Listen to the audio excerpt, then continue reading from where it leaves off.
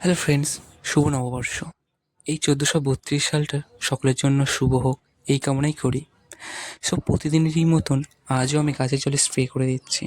বেশ ভালোই লাগে এইসব কাজ আমার জানালার পাশে থাকতে। তো বেশি কয়েকটা নেই, 2-3টে রয়েছে। আর একটা স্নেক প্ল্যান্ট আমার হঠাৎ চোখে পড়লো। স্নেক প্ল্যান্টের চারাটা বেশ বড়ই হয়েছে, বেশ ভালোই লাগছিল। তারপর মা বললো যে বিছানার চাদরটা একটু চেঞ্জ করে দে পয়লার দিনে। তো এখন আমি এই চাদরটাই চেঞ্জ করে দিচ্ছিলাম। আর আমারও বেশ ভালোই লাগে পরিষ্কার পরিচ্ছন্ন থাকতে। তো সবারই ভালো লাগবে, তাই কি না, পরিষ্কার পরিচ্ছন্ন রাখতে। তো একটু বালিশের কভারটা লাগাতে লাগাতে একটু বদমাইশি করে নিয়েছিলাম, তোমরাই দেখো।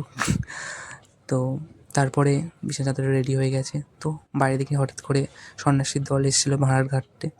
তো তোমরাই দেখো কীভাবে ভাঁড়ারটা ঘাটে। এই ভাঁড়ার ঘাটতে আসলে কিছু নিয়ম রয়েছে, সেটা ঠাম্মা পালন করছে। তারপর মা মেখে রাখা কিছু হলুদ ও নিমের বাটা আমি মেখে বাইরে দাঁড়িয়ে রয়েছি। তো ওই দিক দিয়ে দেখি একটা ভাই আসছে, সেও মেখেছিল। তারপরে স্নান করে এলাম, স্নান করে এসে রেডি হয়ে গেলাম। তো রেডি হওয়ার পরে দেখো আমাকে কেমন দেখতে লাগে। তো কেমন লাগছে সেটা কমেন্টকে জানিও। তারপরে চলে গেলাম ঠাকুর ঘরে একটু প্রণাম করতে পয়লার দিনে। তো ঠাকুরের কাছে আশীর্বাদ নিলাম। তারপর ওইদিকে দেখি না মা রান্না জোগাড় করছে, অনেক আনাজ কেটেছে। আনাজ কাটার পরে রান্নাও বসিয়ে দিয়েছে। মা রান্না করছিল, তো আমি পাশ থেকে ভিডিও করলাম। তো রান্না হয়ে যাওয়ার পরে খাবার দিয়েছে মা।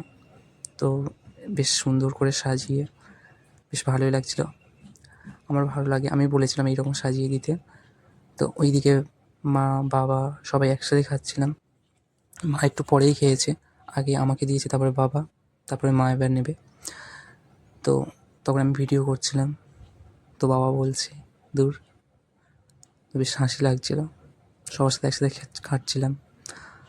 একসাথে খাওয়ার মজাটাই আলাদা। তো আবারও বললাম শুভ নববর্ষ। আর ভিডিওটা কেমন লাগলো সেটা কমেন্টে জানিও প্লিজ।